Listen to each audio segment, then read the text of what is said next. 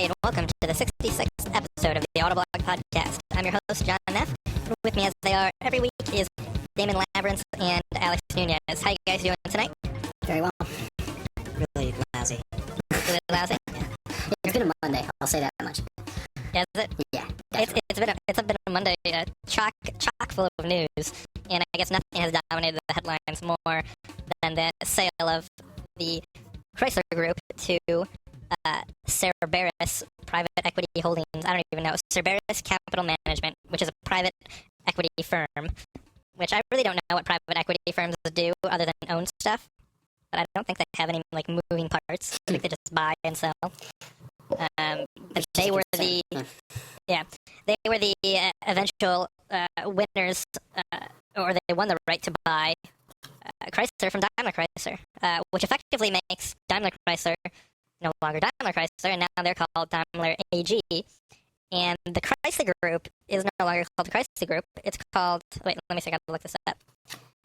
Chrysler Corp LLC, and it's actually owned by Chrysler Holding.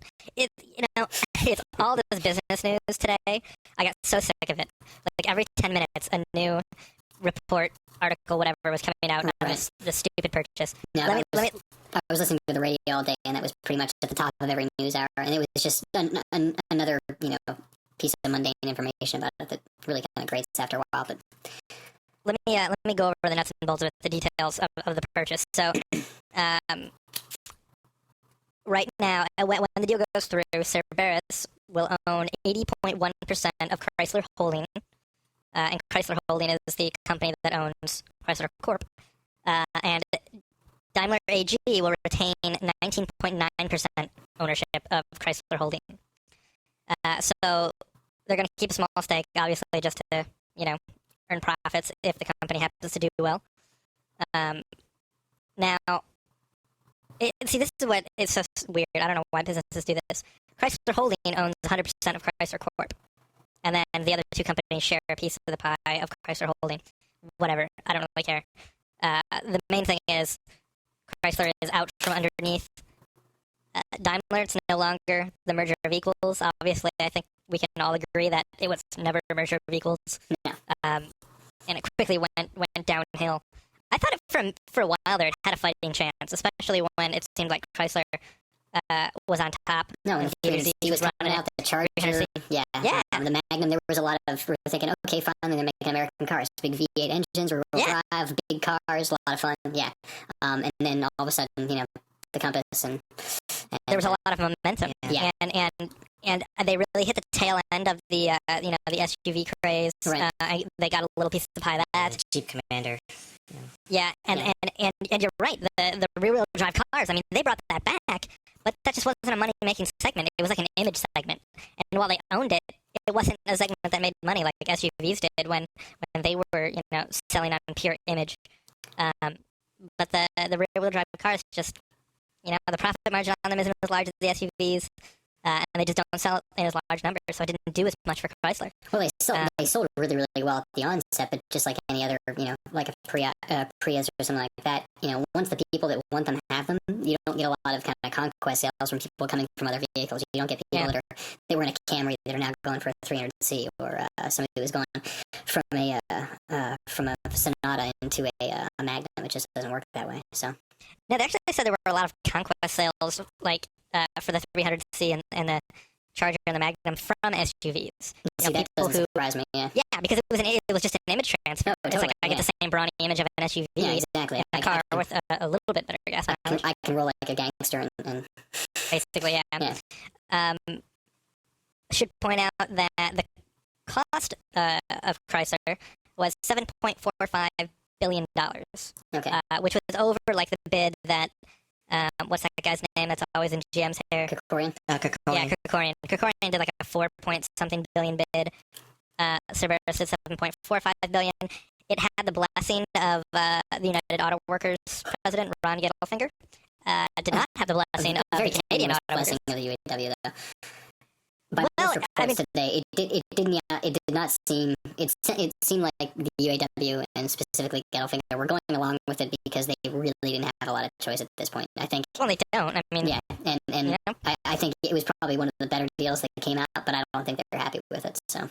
Well, and didn't Gelfinger earlier on say that the last thing he wanted was for Chrysler to go to a private equity group? Oh, absolutely. That was one of the first things he came out about. As a matter of fact, he wanted Magna to get it and all that. So. Yeah.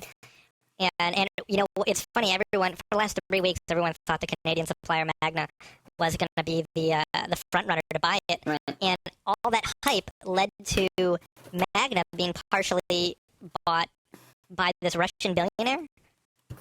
I don't know if you guys read the reports on that, but some Russian billionaire bought a stake in Magna. Yeah, so they got like an infusion of cash just for playing the game, even though they didn't end up with Chrysler, but they still came out ahead. The Canadian Auto Workers chief, Buzz Hargrove, he was not happy that the Canadian Auto Workers weren't consulted at all about the purchase. But how many people can you invite to the table to talk about these things? At a certain point, it's just going to get out of hand. Here's the question. It's your company. Here's the question that I was kind of left off with, where I was totally confused. And I wrote the post last night about 5 o'clock in the morning, when the first reports coming out about how much Chrysler was going for started becoming released. They paid $7.45 billion for it, right? Mm. How much of that? What happened to the debt? Because we knew Chrysler was kind of drowning in debt to a certain extent. Okay, let me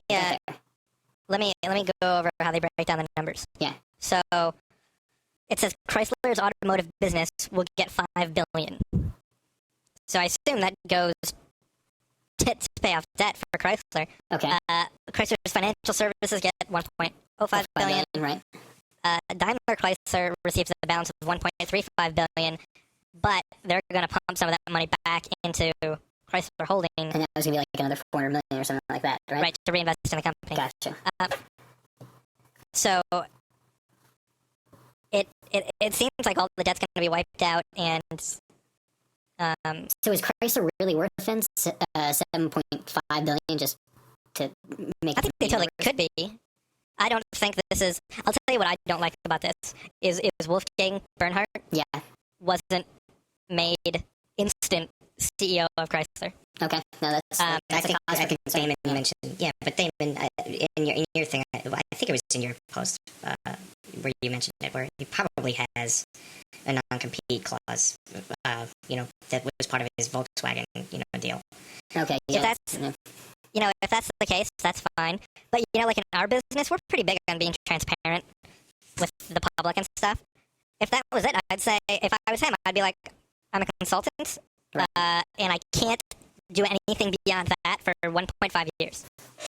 And I wouldn't say anything more than that, but he would be a shot of adrenaline for Chrysler publicly and internally. Tom Lasorda, as much as I think he's a nice guy, obviously Chrysler dropped the ball as soon as Dieter Zech, I don't know if I'm pronouncing his name right, whatever. Dr. Z. Yeah. As soon as Dr. Z left Chrysler and went to head up Daimler Chrysler, that's when, it all started falling apart. And probably even before that a little. But Tom sort of couldn't stop the slide and couldn't turn it around. No. And Wolfgang Bernhardt is just his fault. I just think I agree. I think Bernhardt he's just got a really, really great track record when it comes to kind of these really, really big over the top turnarounds. So. Well, listen, if you don't think that Bernhardt's still not going to be the elephant in the room for however long, it's for whatever period of time it takes or doesn't take for Chrysler to get its act together, please, come on. I mean, I guess the overarching question at the end of the day is Chrysler going to be a better company because of what's happened today? I think the overarching question is going to be, is Sirius going to break off Chrysler and sell them in bulk chunks? That's the biggest I don't think so. There would be so much backlash if they tried to do that. And then the other question, which I think is even more important than that, is what's going to happen with the UAW labor deals. We know that the sale isn't dependent on a labor deal with the UAW. but they've got to reach some kind of collective bargaining. I mean, that's the fact. Well, of the matter. I think the same thing. Well, you know what? I mean, don't you think this gives the UAW a little bit more ground to negotiate? They have all this cash now. You know,